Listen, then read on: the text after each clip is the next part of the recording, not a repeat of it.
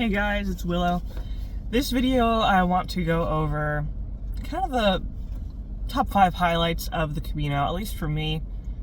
Places that I really enjoyed or thought were really just beautiful or interesting or historically significant or, just interesting in general.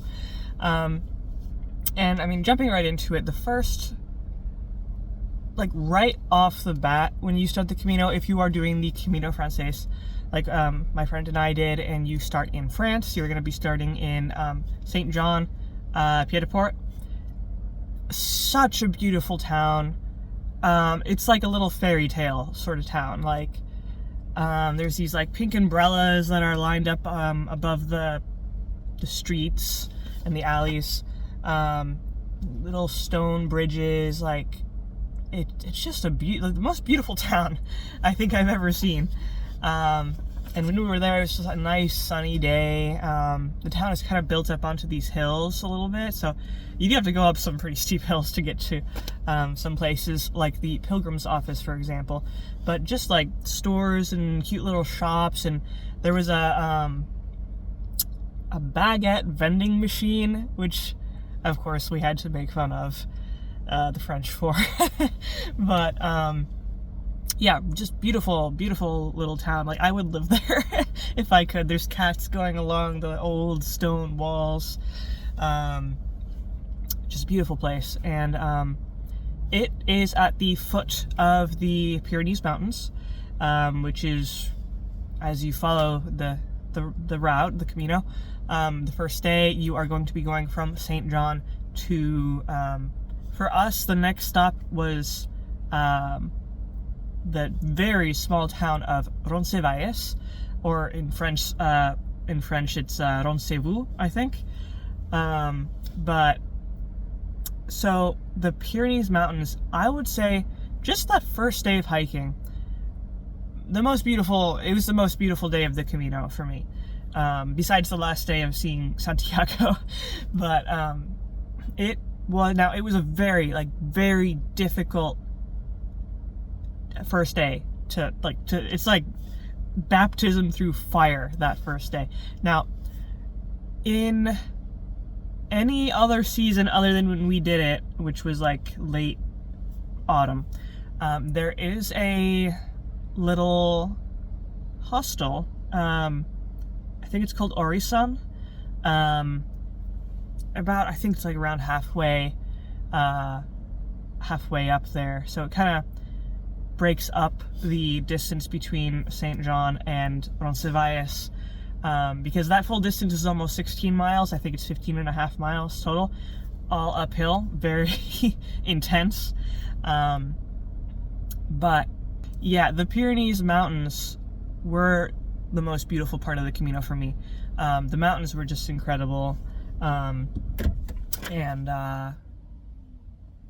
especially the landscape itself. It was so green, and there were pastures with the cows and the horses and the sheep, and a farm dog would come running by, cats just up in the bushes. It was very, I don't even know how to describe it. It was like a painting, you were just walking through a 1800s painting. So it was very visually enjoyable. Now, physically, it was so hard. Even though, my friend and I, we were already in good shape because we like to hike a lot, but, we could have definitely trained more just for that first day. Especially, not being used to the weight of the backpack, and everything. And just the fact that it was all uphill. I would say out of the 15 and a half miles, at least 12 of them were going uphill in one way or another. So it was definitely very intense for us, but definitely just the views. And we were in a really good mood that day. We were excited to start the Camino, so that helped. But yeah, beautiful area. Just, it's like a reward almost, to start the Camino. This is, what you get starting off. Now the next, two places, I guess. I would say definitely both equally are highlights is the cathedrals of the city of Burgos and the city of Leon. I toured both of those cathedrals, and they were both just stunningly beautiful. Like, from the outside is one thing, but then you go inside and it's just like incredible. Especially, I would say, the one in Leon with its stained glass windows. Just like, that's something else. But I personally really love history and architecture and just like learning more about, history and architecture. And there's a lot to learn in both of those cathedrals, about not only the history of the building itself, but also the history of the cities. So I really enjoyed that. It's not really expensive. I think the one in Leon is a little bit more expensive to go into compared to Burgos. I want to say Burgos was maybe 4 or 5 euros, and the one in Leon was maybe 6 or 7. But it's not that expensive at all, really. I don't know if I liked one more than the other. Both were really had their own things going on. And then also I want to say the cities themselves are really enjoyable to explore. Just kind of picturesque, like, cities.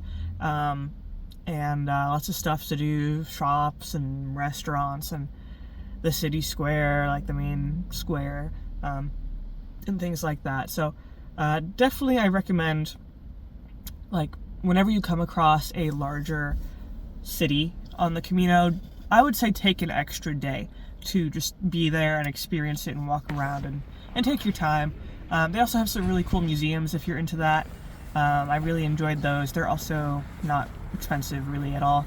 And yeah, just like, I will say, for Leon in particular, if you have a sweet tooth, go to a place called Valor.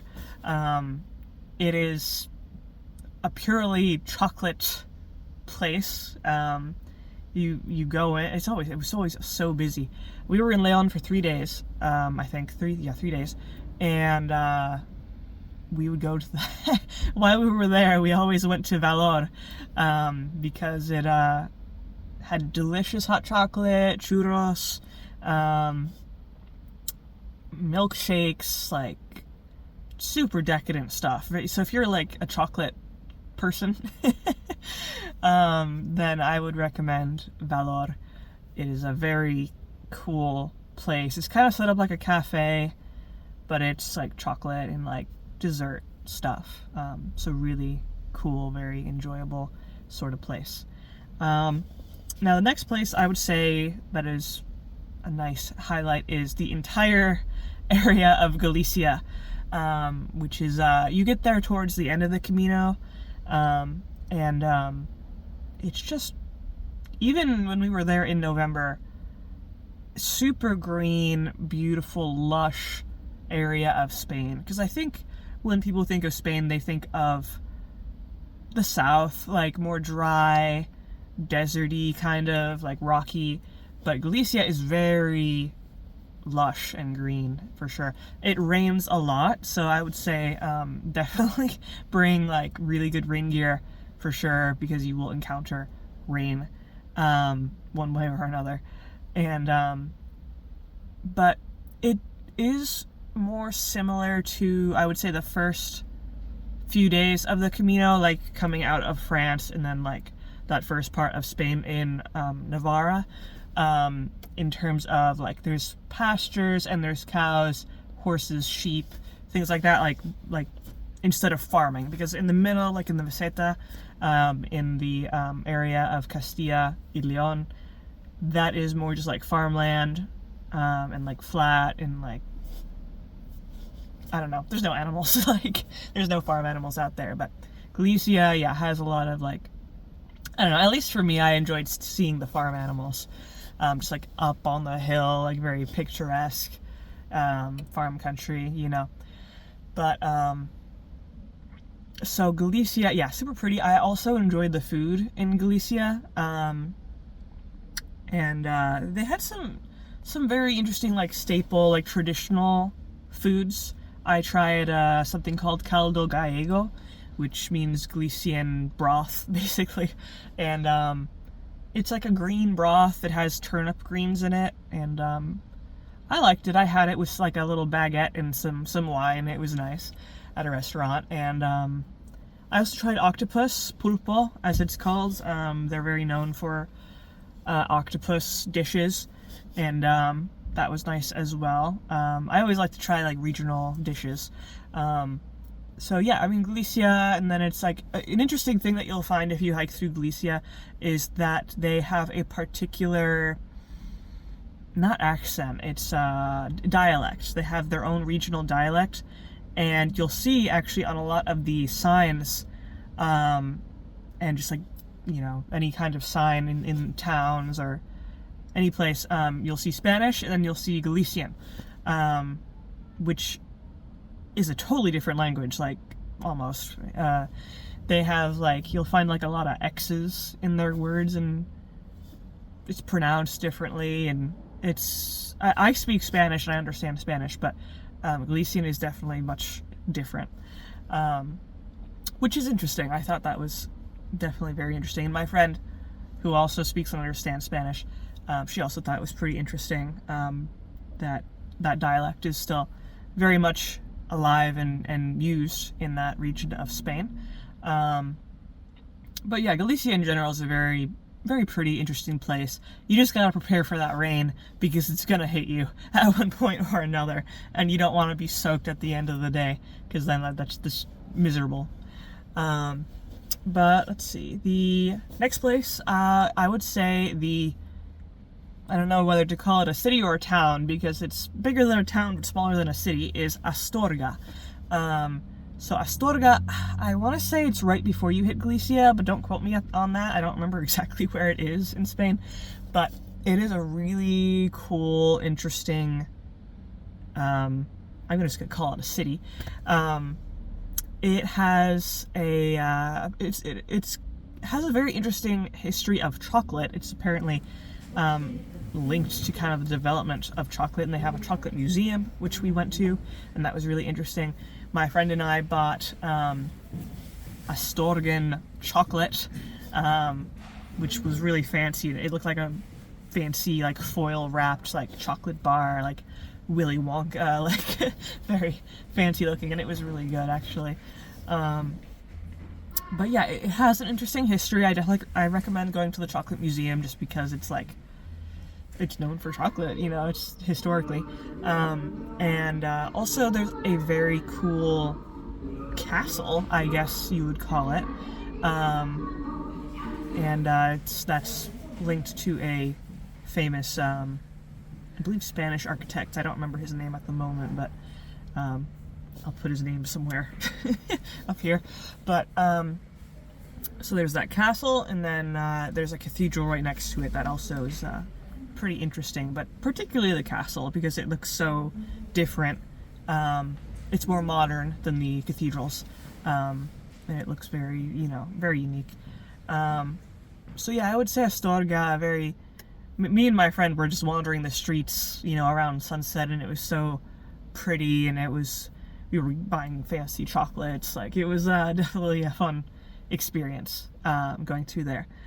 And then the last one, which I feel like is the most obvious, is the city of Santiago itself. Of course, if you do the full Camino, you're gonna end up at Santiago de Compostela. And that, I mean, just after walking so much of the Camino, and we didn't even do the full, you know, we skipped the Meseta mostly in the middle, so we didn't even do the full every single mile of the Camino. We still did, you know, a lot of it, but just hitting that at the end, and because I had seen pictures of it, of course, like I knew what the cathedral would look like, but just like, because I remember approaching the city of Santiago, we could start seeing the towers.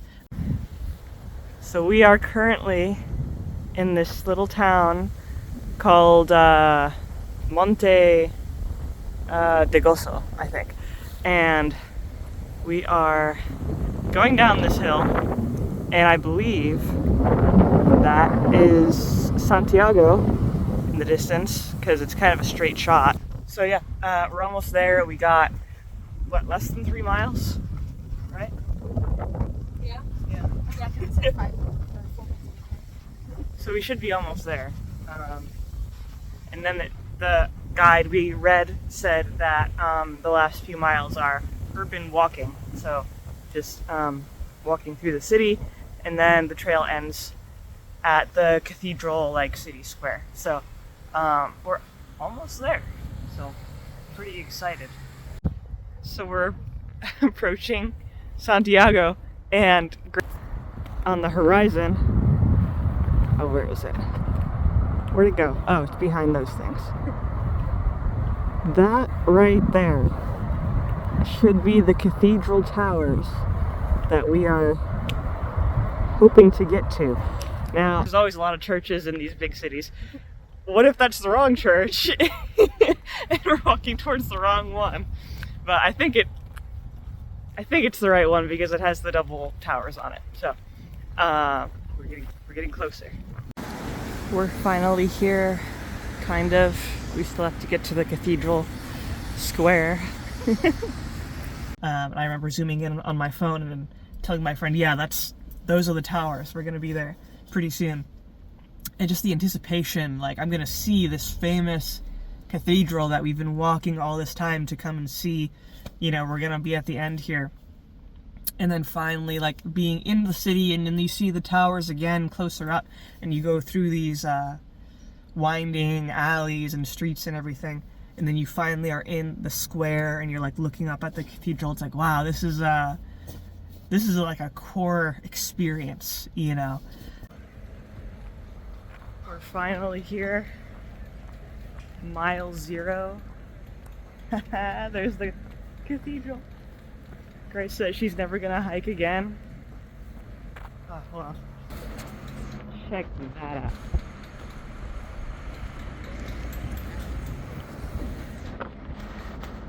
This is so cool.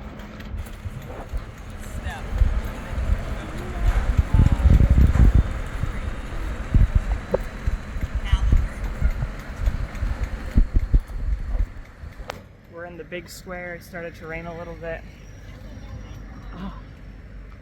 Even though we didn't hike the whole thing, it's still like, I'm done.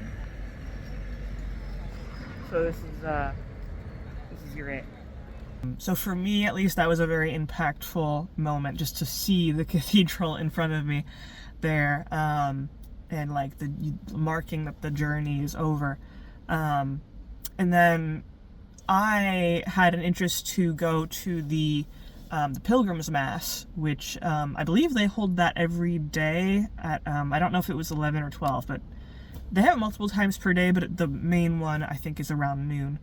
And I convinced my friend to go with me because I wanted to see the inside of the cathedral, of course. So we did that. We went inside, and it's a beautiful, beautiful cathedral. It's much different than the cathedrals of Burgos or Leon or things like that. It has a kind of a different style, lots of gilded like angels and stuff and things like that. And there was also this very famous, I didn't know it was famous until I read about it, very famous incense holder. I'm not sure what the proper name for it is. But yeah, this giant incense holder that, it's called the Bote Fumero, I think. It's this big silver thing hanging from a rope on the ceiling, and you know, this huge, you know, high ceiling. And unfortunately we didn't get to see it swing when we went to the mass. I think they only do it for more special occasions now, but I think it takes 6 or 8 people to like yank on the rope and have it swing up through the cathedral with the incense in it. And I looked it up, and I was joking with my friend that this incense holder is 5'2" and I think 170 something pounds, which is how much my friend Grace, like her height and weight and everything. So we were joking like, that's you just swinging through the cathedral there. But yeah, it's a huge incense holder. Unfortunately, yeah, we didn't get to see it swing, but it was still cool to see, just like hanging there in the middle. And then, of course, we got to see there the tomb of St. James, which was also very interesting. You're not allowed to take pictures once you're like, I don't know what it's called. It's the little region there where they have him. And it's also like a very My friend didn't like. I'm not really religious, but that area is definitely a very religious and spiritual place, which is interesting to see. It was a very, like, I don't even know what the word is. It was a significant part of the journey, I think, to see in person for sure. And then also just the history of the cathedral itself and the history of the Camino all leads there to Santiago and the tomb of St. James there. I would say the Mass is worth it even if you're not a religious person, just because it's an interesting experience for sure. And then for the city of Santiago itself, I think we stayed there for maybe two days, and it rained the whole time, but we still went out and tried to see some things, and it's a nice city. I would say it's a very interesting, picturesque city. So definitely a highlight of the Camino, not just because it's the end point, but just it has a very interesting history. The cathedral is beautiful, especially the inside of the cathedral, and all that. So definitely a big 100% go see this place if you're in the area. But yeah, so those are kind of the main highlights that at least I found along the Camino. There is a little bonus, a little town called Puerto Marin, which is, I think it's 5 days before you get to Santiago, or around that, maybe 4. A very interesting little town. It has the ruins of the old town in this big river down below this big bridge that goes to the town. So that was kind of cool to see, like, the ruins along the river and things like that. And they have a very interesting looking cathedral. It's different looking from all the rest, I would say. But that's also a nice little town to stop at. But yeah, so those are the main highlights for me throughout the Camino de Santiago. At least, like, big highlights. There's obviously, like, little nice things along the way, but yeah, the main things there. So yeah, if you liked this video, don't forget to leave a like, maybe subscribe, and stick around for more videos in the future.